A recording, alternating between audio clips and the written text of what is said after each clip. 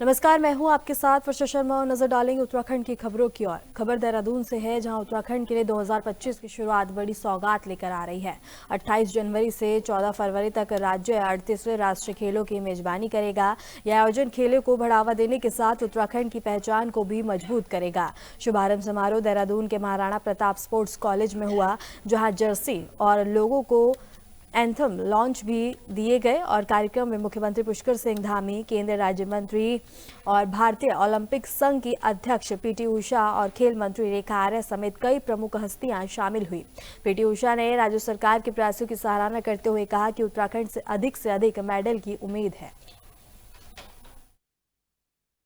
नहीं, अब हमने देखिए ये अनुरोध किया है और ये चूंकि ओलंपिक संघ और उनका एक अपने अनुसार उनका भी कुछ वहाँ पर कुछ रेटिंग करते हैं, कुछ उसका एक क्या होता है मैडम इसमें कैसे सर एक्चुअली सर ये तो बहुत कुछ लोग आएगा ना, ये 15-20 गेम्स आएगा ऐसे तो नॉर्म्स तो रखना तो हम चाहिए। करेंगे, तो कोशिश करेंगे, आपसे अनुरोध करेंगे कि अधिकाधिक हमारी मंत्री जी भी है यहाँ पर, अभी खेल मंत्री जी भी है, हम उनसे भी अनुरोध करेंगे।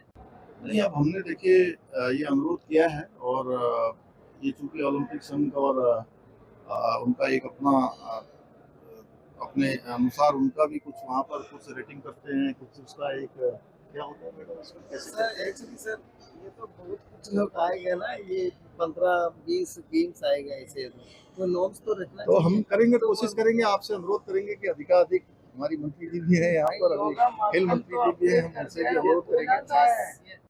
नहीं, अब हमने देखिए ये अनुरोध किया है।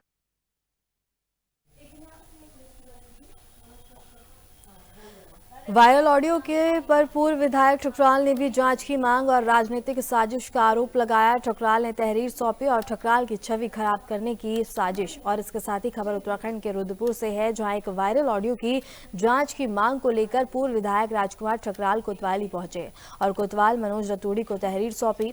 ठकराल ने आरोप लगाया कि ऑडियो उनकी छवि खराब करने के लिए बनाई गई है और उन्होंने बताया कि 4 साल पहले उनके कार्यालय में बिना अनुमति वार्तालाप रिकॉर्ड कर इसे एएनआई तकनीक से तोड़ मड़ोड़ कर वायरल किया गया। ठकराल ने राजनीतिक साजिश का आरोप लगाते हुए दोषियों पर कार्रवाई की मांग की है।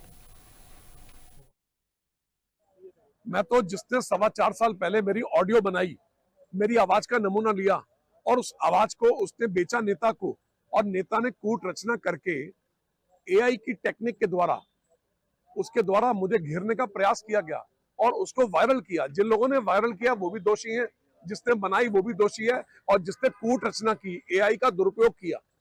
वास्तव में आज नेताओं के साथ बहुत मखौल हो रहा है। हजारों नेता एआई की चपेट में, आर्टिफिशियली इंटेलिजेंसी, और इसकी चपेट में आए नेताओं ने भारत सरकार से निवेदन किया।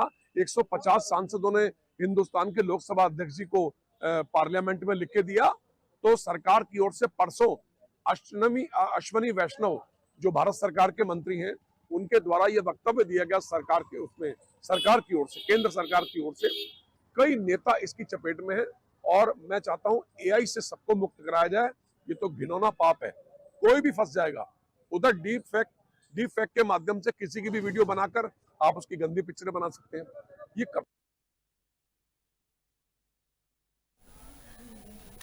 खबर देहरादून से है, जहां भारतीय युवा कांग्रेस ने यंग इंडिया के बोल के 5वें संरक्षण के तहत बेरोजगारी और बढ़ते ड्रग तस्करी जैसे गंभीर मुद्दों पर राष्ट्रीय प्रेस कॉन्फ्रेंस आयोजित की।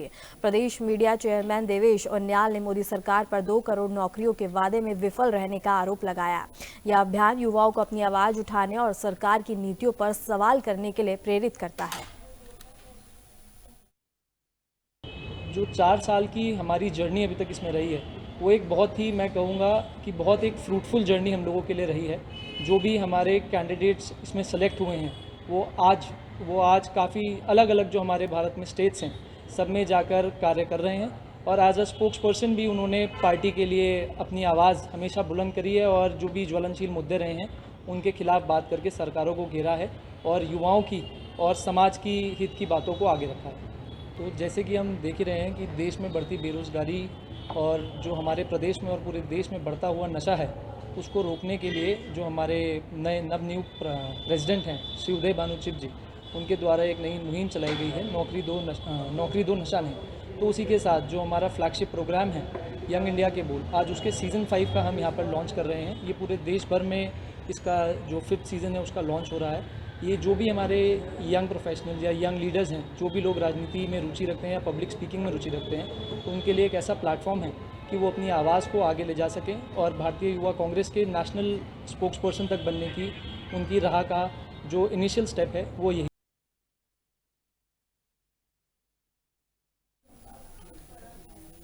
खबर देहरादून से है, जहां बद्रीनाथ, केदारनाथ, यमुनोत्री और गंगोत्री के कपाट शीतकालीन में बंद होने पर भी पूजा गद्दी स्थल जैसे ओखीमठ और पांडुकेश्वर में जारी रहती है।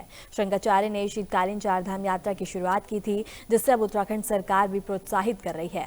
उन्होंने हरिद्वार से शीतकालीन यात्रा शुरू करते हुए कहा कि भगवान की पूजा पूरे वर्ष चलती है, बस स्थाने बदलते हैं। और साथ ही उन्होंने हरिद्वार में खनन विरोधी अनशन का समर्थन और बांग्लादेश में हिंदुओं पर हो रहे अत्याचारों पर चिंता व्यक्त की है।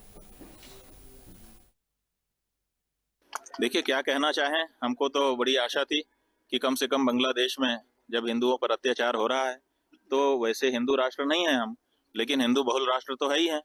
तो और हिंदुओं की जन्मभूमि, हिंदुओं की मातृभूमि, हिंदुओं की पितृभूमि, हिंदुओं की पुण्यभूमि भारत ही है। तो भारत की सरकार कम से कम हिंदुओं के पक्ष में आवाज उठाएगी। लेकिन भारत की सरकार जिस पार्टी की है, उस पार्टी के लोग तो जगह जगह पर प्रदर्शन कर रहे हैं, लेकिन सरकार कुछ नहीं बोल रही है। और हम चाहते हैं कि विलंब ज़्यादा हो रहा है, जल्दी से जल्दी सरकार को कड़े कदम उठाने चाहिए, ताकि पूरे विश्व के हिंदुओं को ये संदेश जाए कि भारत हमारे लिए खड़ा है, और पूरे विश्व की सरकारों को भी ये संदेश जाए, बांग्लादेश सहित, कि हम हिंदुओं को छुएंगे तो भारत की सरकार उनके पीछे खड़ी हुई है।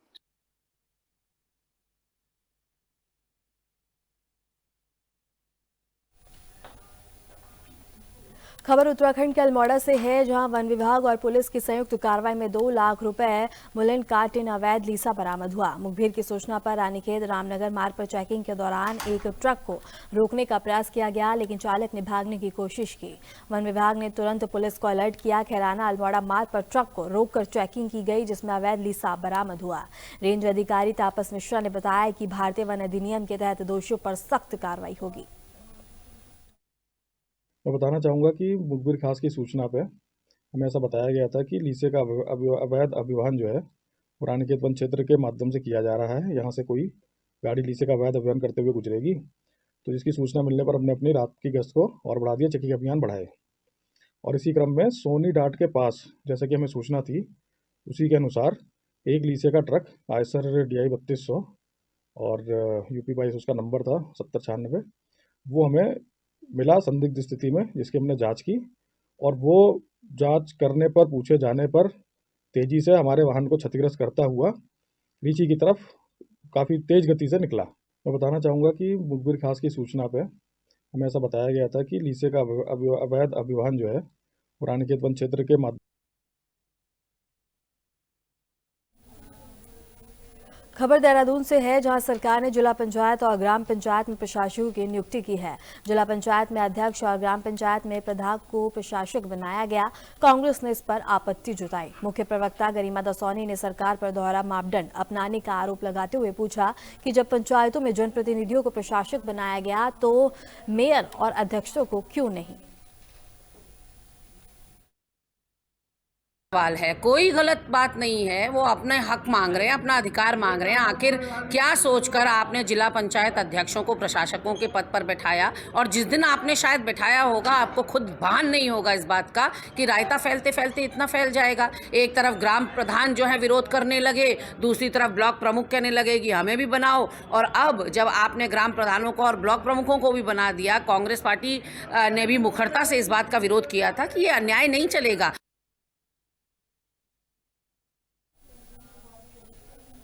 खबर उत्तरकाशी से है, जहां जिला अधिकारी मेहरबान सिंह बिष्ट ने यमुनोत्री मार्ग पर शीतकालीन यात्रा के लिए आवश्यक प्रबंधनों को सुनिश्चित करने के निर्देश दिए। उन्होंने सभी संबंधित विभागों और संगठनों को यात्रियों, पर्यटक और स्थानीय निवासियों की सुविधा, सुरक्षा और सुगमता के लिए तैयार करने को कहा। इसके तहत हिमपात के दौरान सड़कों को तुरंत खोलने, पाला प्रभावित क्षेत्र में नमक और चूना डालने और मशीनरी तैनात करने के आदेश दिए गए। साथ ही खरसाली और मुखवा जैसे शीतकालीन प्रवास स्थलों पर बिजली और पानी की आपूर्ति सुनिश्चित करने के लिए संबंधित विभागों को निर्देशित किया गया।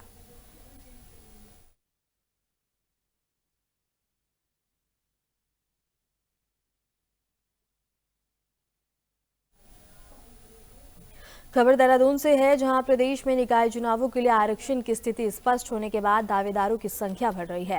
भाजपा में भी कई नेता टिकट की दावेदारी कर रहे हैं। इस पर संस्कृति राज्य मंत्री मधु भट्ट ने कहा कि पार्टी में सभी कार्यकर्ता संगठन के लिए मेहनत करते हैं, इसलिए दावेदारी स्वाभाविक है। उन्होंने कहा कि जिसे टिकट मिलेगा सभी मिलकर उसके लिए काम करेंगे, क्योंकि संगठन के लिए काम करते हैं, जनता के बीच में काम करते हैं। तो अभी सभी दावेदार हैं, लेकिन अंत तो गत्वा पार्टी जिसको टिकट देती है सभी मिलकर उसके लिए उसके साथ खड़े होते हैं और उसके लिए एक तरफा जनता के बीच में जाते हैं और उसको जीत दिलाते हैं। दूसरा, कांग्रेस पार्टी कह रही है कि वो पूरी तैयारी में है और बहुत ही शिद्दत के साथ चुनावी मैदान में उतरेगी। देखिए, कांग्रेस का तो कहीं भी दूर दूर तक, अगर मैं कहूँ कि उनके पास कार्यकर्ता भी हैं कि नहीं है, अगर उनकी कोई ऐसी मुझे कुछ लगता नहीं है कि जनता के बीच में कोई पकड़ होगी। लेकिन जहाँ तक उम्मीद है, हमारी पार्टी के प्रत्येक कार्यकर्ता जनता के बीच में रहता है और सेवा भाव से रहता है, और हमको जो जिम्मेदारी मिलती है उसमें हम काम करते हैं और जिसको भी ये जिम्मेदारी मिलेगी वो काम।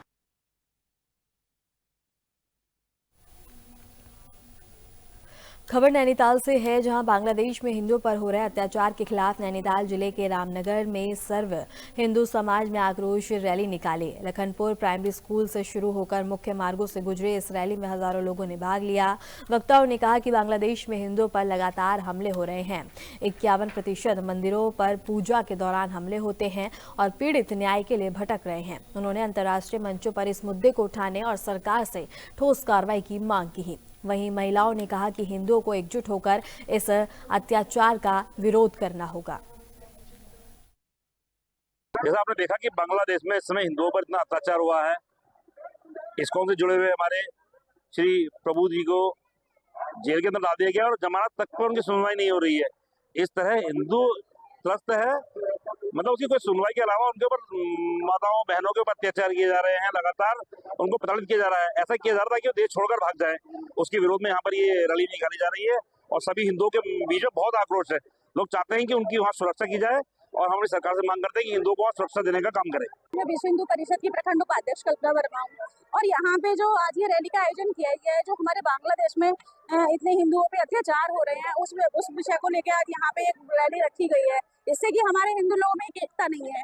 पहली बात एकता नहीं है, दूसरी बात ये है कि यहाँ पर जो भी है इतना हिंदू सोया हुआ है कि इतनी मामला इतना गड़बड़ा रहा है, उसको देख के भी हमारे हिंदू लोग आगे नहीं आ रहे हैं।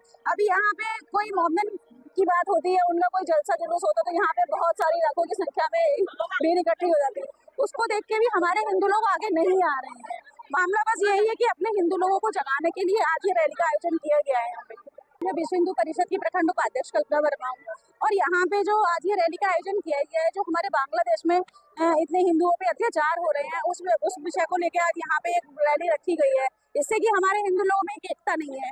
पहली बात एकता नहीं है, दूसरी बात ये है कि यहाँ पर जो भी है इतना हिंदू सोया हुआ है कि इतनी मामला इतना गड़बड़ा रहा है, उसको देख के भी हमारे हिंदू लोग आगे नहीं आ रहे हैं।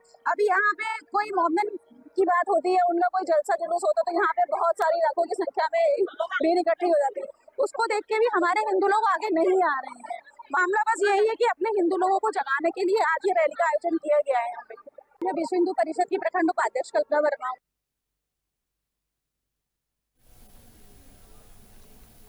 खबर नैनीताल से है, जहां रामनगर कोतवाली पुलिस ने देहरादून निवासी सतीश कुमार अग्रवाल की शिकायत पर 3 लोगों के खिलाफ धोखाधड़ी का केस दर्ज किया। सतीश का आरोप है कि आरोपी ने रामनगर के नरसिंहपुर गांव में 14 एकड़ जमीन अपनी बताकर पैसे ठगे हैं। आरोपियों में प्रॉपर्टी डीलर हरेंद्र सिंह नेगी, सरबजीत सिंह और आलोक गोसाई शामिल है। पुलिस ने धारा 420 के तहत मामला दर्ज कर जाँच शुरू कर दी है।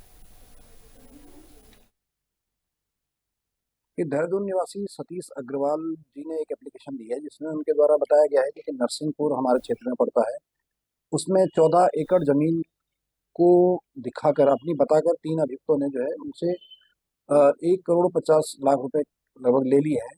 उस संबंध में हमने धारा 420 में मुकदमा दर्ज किया है। मामला पुराना है और 3 अभियुक्त इसमें बनाए हैं।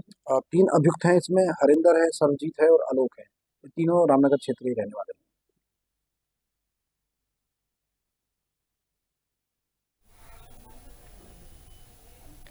फिलहाल के लिए खबरों में इतना ही और ऐसे ही देश दुनिया की तमाम खबरें जानने के लिए बने रहें हमारे साथ।